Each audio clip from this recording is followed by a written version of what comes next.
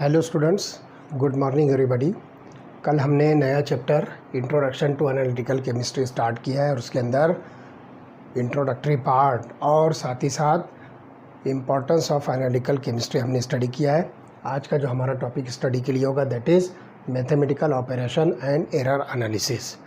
तो देखिए, केमिस्ट्री के अंदर हम बहुत सारे एक्सपेरिमेंट्स करते हैं और उन एक्सपेरिमेंट के बाद हमारे पास जो है कुछ मैथमेटिकल डेटा जो है मिलते हैं।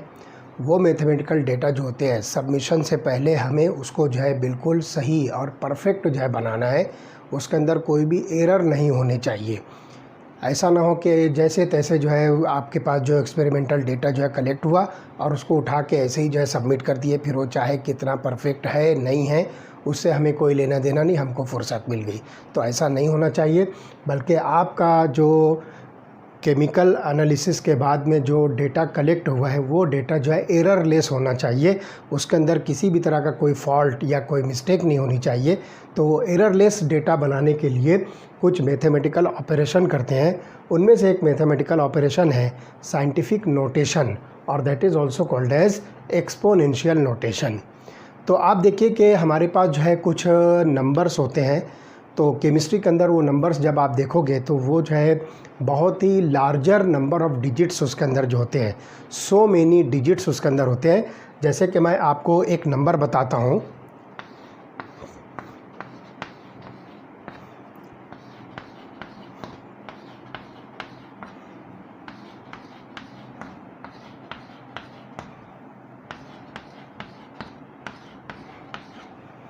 This is nothing but the number of moles of 2 gram of hydrogen molecules। इसी तरह से मेरे पास एक नंबर और है, मैं वो भी आपको लिख के बताता हूँ।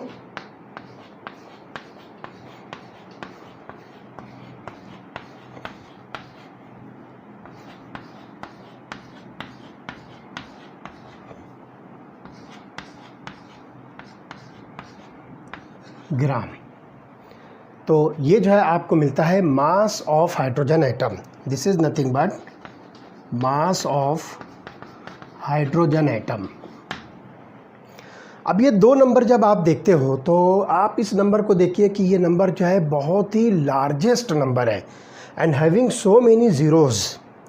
और इसी तरह से आप ये नंबर देखोगे तो 0 पॉइंट और इतने सारे ज़ीरोज़ के बाद जो है ये नंबर आपको मिलता है 166। तो it is very very very small number having also so many zeros.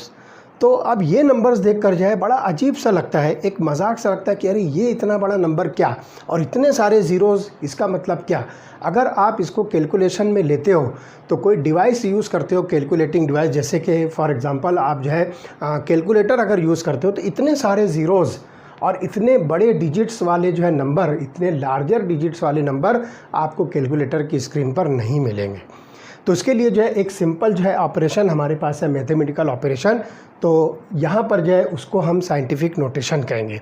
अब एक बात जो है ध्यान से सुनिए कि अगर आप मैनुअल भी इसको कैलकुलेट करते हो तो बाय द वे अगर एक आध ज़ीरो कहीं आपने कम ज़्यादा कर दिया तो आपका रिज़ल्ट जो होगा वो विद एरर होगा।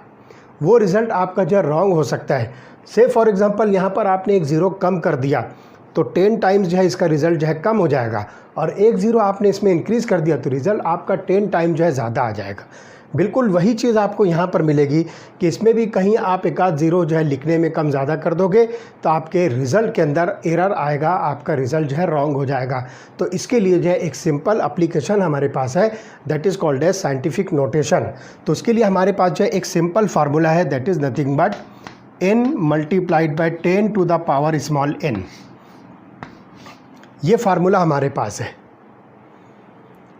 जिसमें n जो है ये कोई भी नंबर हो सकता है, 1 2 3 4 वाट एवर, ये कोई भी नंबर होगा जिसको हम n कह रहे हैं। और ये स्मॉल n जो है ये इसको हम जो है नाम देंगे exponent. This is called as exponent. और ये एक्सपोनेंट की वैल्यू जो है आपको पॉजिटिव भी मिल सकती है और ये वैल्यू आपको निगेटिव भी मिल सकती है। अब इन एक्सपोनेंट्स की जो वैल्यूज़ होगी वो पॉजिटिव या निगेटिव कब होगी, किस तरह से होगी, तो इस चीज़ को हम यहाँ पर जो स्टडी करेंगे। तो चलिए देखते हैं कि इतना बड़ा नंबर जो आपको दिख रहा है जिसमें सो मेनी ज़ीरोज़ है, तो उसको हम जो है साइंटिफिक नोटेशन जिसको हम n into 10 to the power of small n, इस फॉर्म में इस नंबर को अगर हमको लिखना है तो उसके लिए सबसे एक इम्पॉर्टेंट बात जो है मैं आपको बता दूं कि आपको इस पूरे नंबर को जब लिखना है तो सबसे पहले आपको क्या करना है कि इस तरफ जो है लेफ़्ट हैंड साइड पर जो पहला डिजिट है तो डेसिमल पॉइंट आपको इस पहले डिजिट के बाद देना है। तो लुक हियर, ये हो जाएगा 6.022। ठीक है, तो आपके पास में अब यहाँ पर ये नंबर हो गया जिसको हम n कह रहे हैं। दिस नंबर इज़ n, 6.022 ये जो है n की वैल्यू है, multiplied by 10 to the power. अब ये कैसे करना है, तो आप देखिए हम राइट हैंड साइड से लेफ़्ट हैंड साइड की तरफ मूव करके इस पहले डिजिट तक के आए हैं और यहाँ पर हमने जो है डेसिमल पॉइंट डाला है। तो उसके लिए क्या करना है, आपको राइट टू लेफ़्ट कितने डिजिट्स आपने मूव किया है यहाँ तक आने के लिए, वो नंबर आपको यहाँ पर जो है n की जगह पर दैट इज़ द एक्सपोनेंट लिखना है। तो चलिए हम यहाँ पर जो मूव करते हैं लेफ़्ट हैंड साइड की तरफ, राइट टू लेफ़्ट चलते, तो चलो काउंट करते हैं। लुक यार, 1 2 3 4 5 6 7 8 9 10 11 12 13 14 15 16 17 18 19 20 21 22 23। तो हम यहाँ पर देखेंगे कि राइट हैंड साइड से लेफ़्ट में हम जो है टोटल 23 डिजिट जो है मूव करके ये पहले नंबर के बाद हमने जो है डेसिमल पॉइंट लगाया। तो आप यहाँ पर जो है पावर पे लिखोगे 23। तो अब ये जो नंबर आपको दिख रहा है जिसमें सो मेनी ज़ीरोज़ हैं और यहाँ पर जो है कैलकुलेटर में जो है इतने बड़े नंबर्स जो है नहीं आ सकते उसकी स्क्रीन पर, और साथ ही साथ अगर आप मैनुअल भी इसका जो है कैलकुलेशन करोगे तो कहीं ना कहीं आपसे मिस्टेक हो सकती है, कहीं ना कहीं पर आपसे जो है गलती हो सकती है। तो उसको ओवरकम करने के लिए हम जो है साइंटिफिक नोटेशन के टर्म में इस नंबर को जो लिखेंगे तो वो नंबर होगा 6.022 into 10 to the power of 23। तो यहाँ पर जो ये 23 हमको बता रहा है कि हमने यहाँ पे इस नंबर को जो है टोटल 23 डिजिट्स जो है लेफ़्ट साइड में जब मूव करके ये पहला जो डिजिट है 6, उसके बाद हमने जो है डेसिमल पॉइंट दिया है। तो डेसिमल पॉइंट देने के लिए हम जो है राइट टू लेफ़्ट हम जो है टोटल 23 डिजिट जो है मूव करके आ रहे हैं। तो यहाँ पर जो एक्सपोनेंट की वैल्यू होगी वो 23 होगी। और ये बात ध्यान रखना है कि जब आप राइट टू लेफ़्ट मूवमेंट दोगे या राइट टू लेफ़्ट जो है आप मूव करके जो है इस तरह से साइंटिफिक नोटेशन में नंबर जब लिखोगे तो ये वैल्यू जो है आपको पॉजिटिव लिखना है, इस नंबर को आपको जो है पॉजिटिव लिखना है। तो दिस इज़ 6.022 इंटू 10⁻23। ये नंबर जो आपको मिलता है this is nothing but Avogadro's number. इस नंबर को हम नाम दे रहे हैं this is nothing but Avogadro's number. तो ये जो है वैल्यू आपको मिलती है। तो ये बात जो आप ख़ास तौर से ध्यान रखना है कि आपके पास कितने भी लार्जेस्ट ज़ीरो, कितने भी ज़्यादा ज़ीरो वाले जो है नंबर्स अगर होते हैं तो आपको जो है क्या करना, हमेशा पहले डिजिट के बाद में डेसिमल पॉइंट लगाना है और ये देखना है कि उस डेसिमल पॉइंट तक पहुंचने के लिए आप कितने डिजिट जो है शिफ्ट कर रहे हो राइट टू लेफ़्ट। तो वो नंबर जो है आपको एक्सपोनेंट में लिखना है and that value of that number is always positive. तो ये बात जो है ख़ास तौर से नोट करना है। तो इस तरह से ये 60220000000 अप टू दिस नंबर, ये पूरे वैल्यू को हम जो है शॉर्ट करके शॉर्ट फॉर्म में लिख रहे हैं 6.022 इंटू 10⁻23। ठीक है, चलिए अब देखते हैं ये वाला जो नंबर आपको दिख रहा है इसको जो है आप कैसे रिप्रेजेंट करोगे साइंटिफिक नोटेशन में। अब आपकी जो केमिकल एनालिसिस का जो डेटा कलेक्ट होता है तो उसमें हमेशा जो है नंबर जो होगा वो 0 पॉइंट में नहीं होना चाहिए। तो इसके लिए आपको जो है क्या करना है, नॉन ज़ीरो नंबर्स में जो है आपको उसको फिगर को लिखना है। तो आप नॉन ज़ीरो नंबर्स में अब देखिए आपको लाना है। तो देखिए 166 ये जो है नॉन ज़ीरो नंबर्स है। तो आप क्या कीजिए, इस ज़ीरो से जो है राइट हैंड साइड पर जो है आप शिफ्ट कीजिए और राइट हैंड साइड से शिफ्ट होने के बाद आप यहाँ तक आइए और पहले नॉन ज़ीरो नंबर के बाद में आप क्या कीजिए, डेसिमल पॉइंट लगाइए। तो अब देखिए आपकी ये जो वैल्यू बनेगी दैट इज़ 1.66।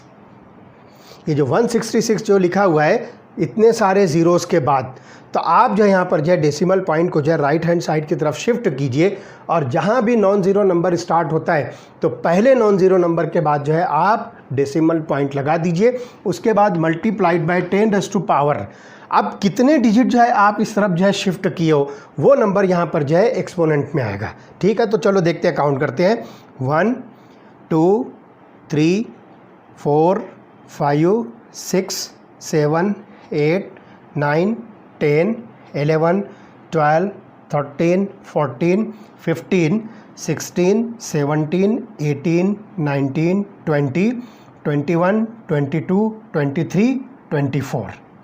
तो आप देखिए इस ज़ीरो से 1 तक आने के लिए आप जो है 24 डिजिट जो है शिफ्ट हुए हो, 24 डिजिट जो है राइट हैंड साइड पर जो है मूव किए हो। तो आप यहाँ पे लिखोगे 10⁻24 और राइट हैंड साइड की तरफ जब आप मूवमेंट करोगे तो ये वैल्यू आपको जो है लिखना होगी नेगेटिव। अब ये जो नंबर आपको मिलता है this is nothing but this much gram of hydrogen atom. एक हाइड्रोजन एटम का इतना जो है मास होता है, तो हम वो मास लिखेंगे 1.66 इंटू 10⁻24 ग्राम्स। तो राइट हैंड साइड पर अगर आपको जो है डिजिट जो है शिफ्ट करना है, राइट टू लेफ्ट अगर आपको आना है तो यहाँ पर जो है एक्सपोनेंट की वैल्यू आपको पॉजिटिव लिखना है और लेफ़्ट टू राइट जब आप जाओगे तो एक्सपोनेंट की वैल्यू जो है निगेटिव होगी। तो इतने सारे ज़ीरोज़ वाली जो वैल्यू है जो कि बहुत ही स्मॉलर वैल्यू हो सकती है, उसको जो है शॉर्ट फॉर्म में हम जब लिखेंगे जिसको साइंटिफिक नोटेशन कह रहे हैं, तो ये वैल्यू बन जाएगी 1.66 इंटू 10⁻24। ठीक है, चलिए अब कुछ एक आध दो एग्जांपल और थोड़ी सी सिंपल एग्जांपल लेते हैं तो उसमें आपको बहुत आसानी से समझ में आ जाएगा। चलिए देखते हैं, हमारे पास एक वैल्यू है 123.546। ये वैल्यू हमारे पास है, इसे हमको साइंटिफिक नोटेशन के फॉर्म में लिखना है। तो बिल्कुल सिंपल रूल मैंने बताया था कि आप जो है फर्स्ट डिजिट के बाद जो है डेसिमल पॉइंट लगाइए। तो देखिए मैं यहाँ लिखता हूँ 1.23546 इंटू 10⁻²। कितने पावर है, तो आप देखिए डिजिट जो है आपने यहाँ से उठाकर जो है यहाँ पर शिफ्ट किया, तो कितने नंबर आपने शिफ्ट किया है 1 2। दो डिजिट आप जो है लेफ्ट हैंड साइड पर जो है शिफ्ट किए हो तो आप यहाँ पर लिखोगे 10⁻²। तो यहाँ पर जो है ये पॉजिटिव वैल्यू होगी क्योंकि आपने इस डेसिमल पॉइंट को लेफ्ट हैंड साइड की तरफ जो है शिफ्ट किया है। इसी तरह से एक एग्जांपल और लिखते हैं 0.00015। इस नंबर को भी आपको जो है साइंटिफिक नोटेशन के फॉर्म में लिखना है। तो आप देखिए ये सब के सब जो है ज़ीरो नंबर्स हैं, आपके पास 1 और 5 ये नॉन ज़ीरो नंबर है। मैंने आपको बताया था कि जब आप राइट हैंड साइड की तरफ जो है मूव करोगे तो जो पहला डिजिट नॉन ज़ीरो होता है तो उस डिजिट के बाद आपको डेसिमल पॉइंट लिखना है, तो हो जाएगा 1.5। अब 1.5 तक आने के लिए आपने यहाँ पर जो है इस डेसिमल को कहाँ तक शिफ्ट किया, लुक हियर 1 2 3 4 डिजिट तक आपने इसको जो है शिफ्ट किया है। तो आप यहाँ लिखोगे 10⁻⁴ और चूँकि आपने इस डेसिमल को लेफ़्ट टू राइट शिफ्ट किया है इसलिए यहाँ पर आपको -4 लिखना है।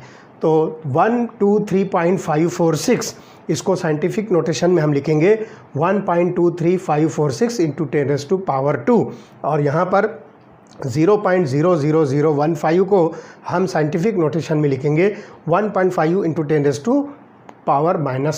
तो इस तरह से यहाँ पर जो बहुत आसानी के साथ आप जो है इस मैथमेटिकल ऑपरेशन के ज़रिए से अपने जो रिज़ल्ट्स हैं उसको एररलेस बना सकते हो। और यही हमारा जो है मेन जो है टारगेट होता है कि हम जो कुछ भी केमिकल एनालिसिस करते हैं तो उसके रिज़ल्ट जो है बिल्कुल परफेक्ट और एररलेस होने चाहिए। तो उसके लिए एक बेस्ट ऑपरेशन है कि कितने भी लार्जर साइज़ के नंबर्स हों या कितने भी ज़ीरोज़ उसके अंदर प्रेजेंट हों या कितने भी स्मॉलर नंबर हो और उसमें कितने भी ज़ीरोज़ हों, उन सारे नंबर्स को आप जो है साइंटिफिक नोटेशन की टर्म में कन्वर्ट करके बहुत आसानी के साथ जो है कैलकुलेशन कर सकते हो। अब देखिए इसके कैलकुलेशन कैसे होते हैं।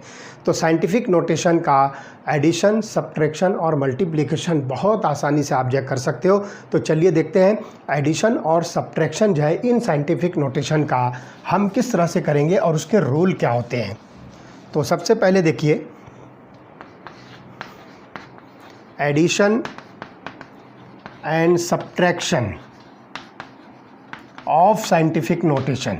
तो आपकी बुक में देखिए कुछ एग्जाम्पल जो है सॉल्व की हुई है, वही एग्जाम्पल मैं आपको समझा देता हूँ, बहुत आसानी के साथ आप उसको समझ सकोगे। तो देखिए एग्जाम्पल नंबर 2.1, एग्जाम्पल नंबर 2.1 आपकी बुक पे दी हुई है और इसके अंदर जो है दो वैल्यूज़ हैं। एक वैल्यू है 5.55 इंटू 10⁻⁴, 5.55 इंटू 10⁻⁴, ये पहली वैल्यू है। इसको आपको जो है ऐड करना है 0.695 इंटू 10⁻⁴। ये दो वैल्यूज़ को जो है आपको क्या करना है, ऐड करना है। तो इसमें एक बात जो है ख़ास तौर से जो है नोटिस करना है कि अगर आपको ये दोनों वैल्यूज़ के जो एक्सपोनेंट्स हैं वो सेम हैं तो कोई बात नहीं, अगर सेम नहीं है तो you must make these exponents equal. तो इक्वल कैसे बनाना है मैं आपको बताता हूँ। तो अभी यहाँ पर चूँकि दोनों सेम है इसलिए कोई प्रॉब्लम नहीं। तो आप ये जो नंबर्स हैं इसको जो है पहले ले लो। तो 5.55 प्लस 0.695 ये आपके पास वैल्यू आ गई और ये जो एक्सपोनेंट वाली वैल्यू है दोनों के साथ जो है आप इसको जो है बाहर निकाल कर इसको कॉमन कर दो। अब ये दोनों का एडिशन कर लो। एडिशन करने के बाद आपको आंसर मिलता है 6.245। ये हो जाएगा 6.245 into 10⁻⁴। This is your answer. समझ में आई बात? ये कब होगा? जब दोनों के साइंटिफिक नोटेशन सेम है। आपको कुछ नहीं करना है, सिर्फ ये जो नंबर्स हैं ये दोनों नंबर्स का आपको जो है एडिशन करना है और ये जो साइंटिफिक नोटेशन का जो एक्सपोनेंट वैल्यू है इसको बाहर निकाल कर जो है दोनों के साथ कॉमन करना है। अलग अलग यानी 4 + 4 आपको 8 नहीं करना है या 4 × 4 ये 16 नहीं करना है, बल्कि ये दोनों वैल्यूज़ को जो है कॉमन करके जो आपको ब्रैकेट के बाहर कर देना है। और ये जो फैक्टर है, ये जो नंबर n फैक्टर जो कैपिटल N की वैल्यू है, यहाँ पर देखिए n इंटू 10⁻n, ये हम जो है इसका फार्मूला लिख रहे हैं साइंटिफिक नोटेशन का। तो इस n नंबर्स की जो है ये वैल्यूज़ का जो है एडिशन होगा और एक्सपोनेंट की वैल्यू जो है दोनों को कॉमन करेगा और इस तरह से ये जो आंसर आएगा उसके साथ में ये वैल्यू रख देना है। तो 5.55 इंटू 10⁻⁴ प्लस 0.695 इंटू 10⁻⁴ का जो एडिशन की जो वैल्यू होगी, इसका जो आंसर होगा दैट इज़ अबाउट 6.245 इंटू 10⁻⁴। ठीक है, चलो आते हैं एक एग्जांपल और, दैट इज़ एग्जांपल नंबर 2.2। आपकी बुक में ये एग्जांपल सॉल्व की हुई है। Example number 2.2। तो चलिए देखते हैं इसके अंदर जो है क्या वैल्यू दी हुई है। तो 3.5 इंटू 10⁻⁻2, 3.5 इंटू 10⁻⁻2 और यहाँ पर जो है इसको आपको क्या करना है, इसको माइनस करना है। तो ये वैल्यू आ गई -5.8 इंटू 10⁻⁻3, ये वैल्यू आपके पास में है। अब ऐसी सूरत में देखिए, मैंने जैसे कि आपको बताया था कि चाहे एडिशन हो या सब्ट्रैक्शन हो, आपके पास जो वैल्यूज़ होती हैं उसके अंदर आपको एक्सपोनेंट के ऊपर जो है फोकस करना है। एक्सपोनेंट यहाँ पर आप देख रहे हो दोनों तरफ डिफरेंट है, यहाँ पर -2 है, यहाँ पर -3 है। तो आपका काम क्या है, दोनों एक्सपोनेंट को इक्वल करना है। तो हम यहाँ पर क्या करते हैं, -2 जो है दोनों में कर देते हैं। तो आप देखिए ये हो जाएगा 3.5 इंटू 10⁻⁻2 और इस एक्सपोनेंट को -2 करने के लिए आप जो है इस डेसिमल पॉइंट को लेफ़्ट हैंड साइड की तरफ जो शिफ्ट कीजिए। तो ये हो जाएगा -0.58 इंटू 10⁻⁻2, क्योंकि हमने जो है इस डेसिमल को जो है लेफ़्ट हैंड साइड पर शिफ्ट किया है। तो इस एक्सपोनेंट में जो है +1 ऐड होगा। तो -3 + 1 क्या बचेगा, -2। अब आप देखिए कि ये दोनों जगह पर जो है एक्सपोनेंट की वैल्यू जो है सेम हो गई। अब क्या कीजिए, आप ये नंबर जो एक साथ ले लीजिए, 3.5 माइनस 0.58 और फिर इस वैल्यू को जो है बाहर निकाल कर जो है कॉमन कर दो 10⁻²।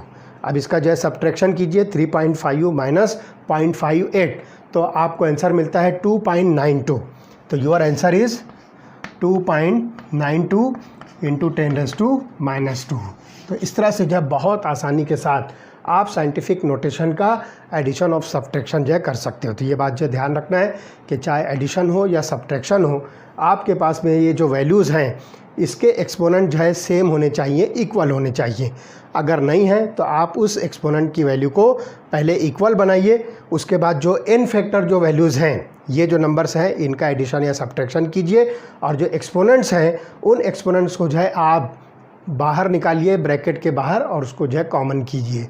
ठीक है, so this is about addition and subtraction. चलिए आते हैं एक लास्ट इसका जो है, दैट इज़ मल्टीप्लिकेशन।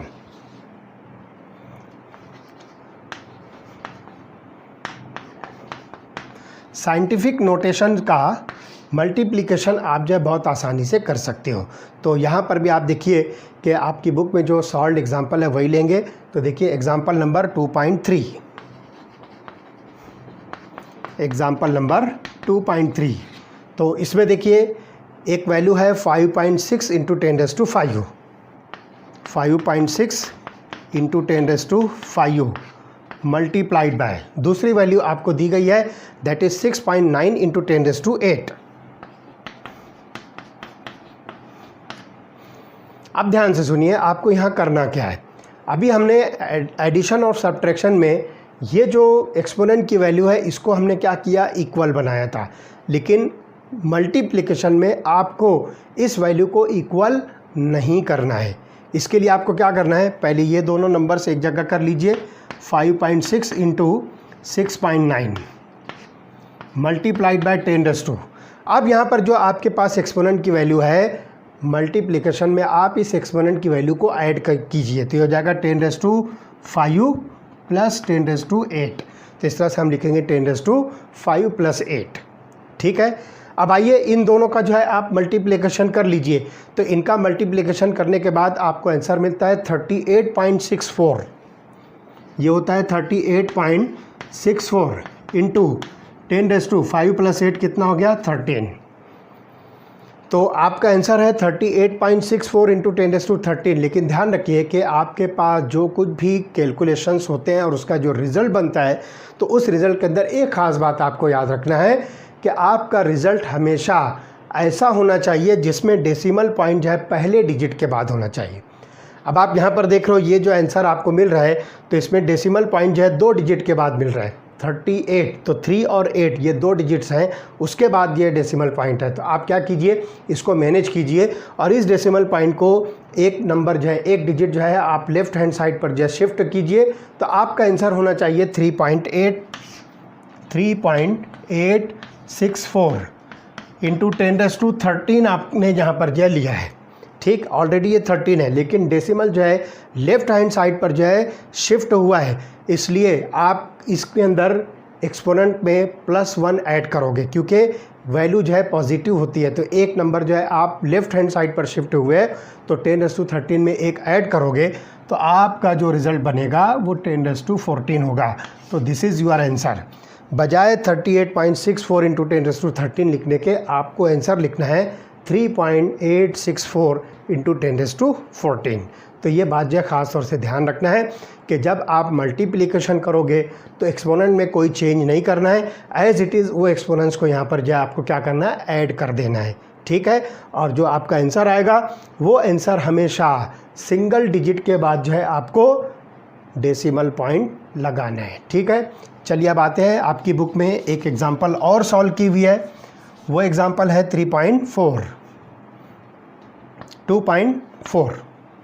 तो देखिए इसके अंदर जो है आपको वैल्यू दी है 9.8 इंटू 10⁻², 9.8 इंटू 10⁻² मल्टीप्लाइड बाय दूसरी वैल्यू दी हुई है 2.5 इंटू 10⁻6।